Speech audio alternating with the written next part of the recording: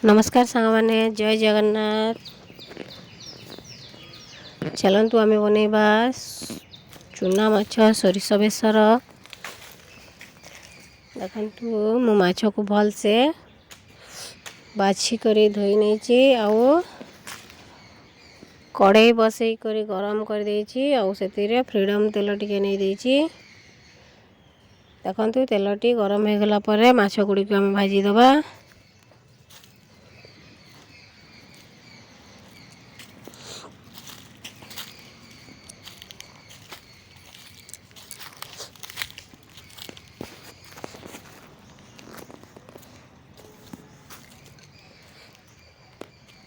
देखु माछ गुड़ी को भाजी कर सब काढ़ी को रखी देछि।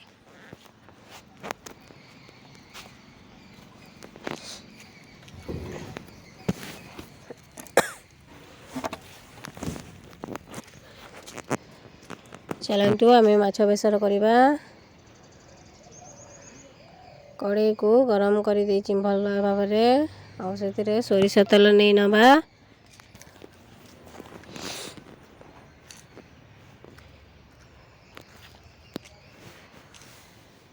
तापर देखु आम छोट छोट कर आलू काटिक रखी भाजी दबा।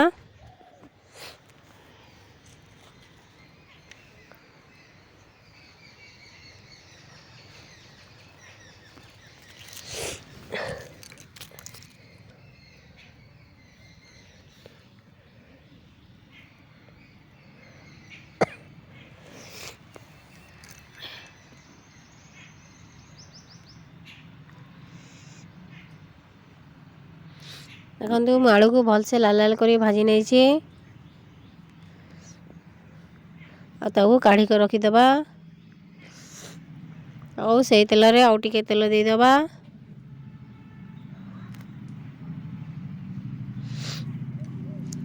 देखु सोरिष जीरा सुखिला लंका आउ रसुण आउ पियाज सब पेस्ट कर रखी कड़े रे दे दबा।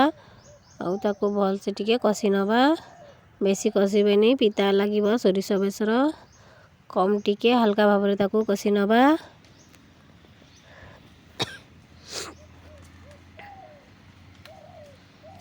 देखु तापर लंका गुंड और हलदी गुंड दे दबा से।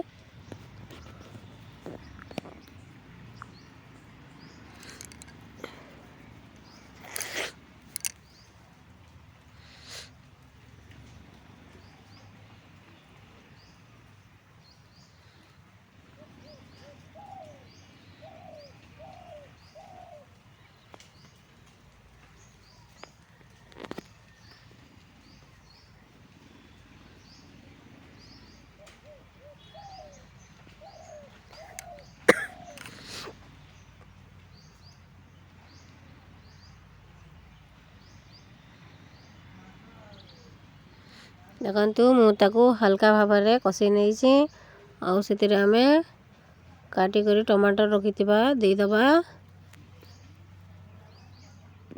ताकू टिके भल से कषि नबा बेसर संगे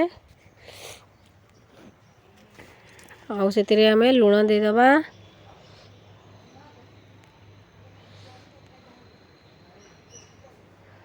ताकू भल से मिसई दबा।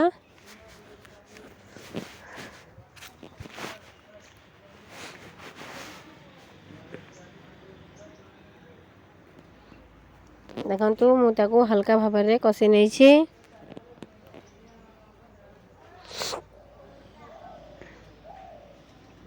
तापर आम भाजी रखी आलू को दे दबा से और बेसर सांगरे टिके कषि दबा।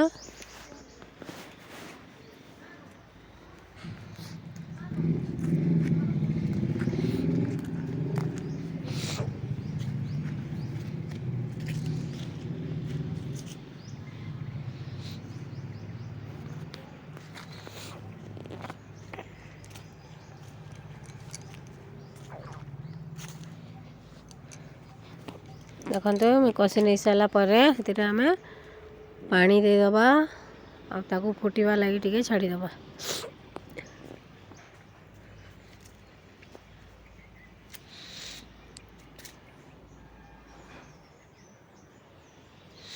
ଦେଖନ୍ତୁ ଆମର ଝୋଳଟି ଫୁଟିଗଲାଣି।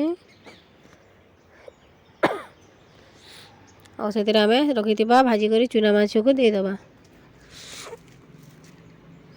ତାକୁ ଭଲସେ ମିଶାଇ ଦେବା। ତାପରେ ଦେଖନ୍ତୁ ତରକାରୀଟି ହେଇ ଆସିଲାଣି। ଆମେ ଏଥିରେ ଧନିଆ ପତ୍ର ଦେଇଦେବା। ଦେଖନ୍ତୁ ଆମର ତରକାରୀଟି ରେଡ଼ି ହୋଇଗଲାଣି। ଜୟ ଜଗନ୍ନାଥ ସାଙ୍ଗମାନେ, ଯଦି ମୋର ଚ୍ୟାନେଲଟିକୁ ରୀନା ଡେଲି ବ୍ଲଗ ଚ୍ୟାନେଲଟିକୁ ଯଦି ଦେଖୁଛନ୍ତି ତାହେଲେ ଲାଇକ୍ ସେୟାର ସବସ୍କ୍ରାଇବ୍ କରିବେ। ମହାପ୍ରଭୁ ଆପଣଙ୍କୁ ଭଲ ରଖିଥାନ୍ତୁ। ନମସ୍କାର।